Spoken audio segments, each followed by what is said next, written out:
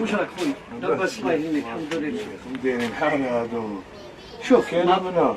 هذه الألفراك بمبالغ تراوحت بين 2000 و10,000 دينار جزائري. عرضت قطعة 10 دينار جزائرية الصفراء للبيع، ليس لأنها عملة نادرة بل لتداول معلومات عن كونها مصنوعة من الذهب. هذه تسوى الفراك.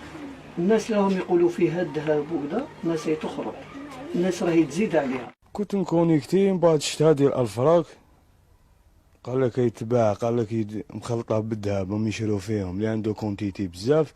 جيت عند الشيخ إدريس أستاذ تاعنا يورينا باينة، قال لي ما كاش منها باسكو أنا شفتها في موقع التواصل الاجتماعي مدايرين حالة بها تاع هادي الفراك بمليون. أنا ما دخلتليش في راسي، لو كان جات صح نترفو كاع يتيك هكاك الفراك بمليون. أنا الآونة الأخيرة ولات الناس بزاف تكلمني على الألفراك الصفراء، اللي يجي يقول لي الفراك صفراء تسوى كذا. كاين ناس هم يروجوا واحد الكلام يقول لك الفراك هذه فيها 2 غرامات ذهب، وكاين ناس اللي راهم يقولوا هذه الفراك تتخلط بالذهب.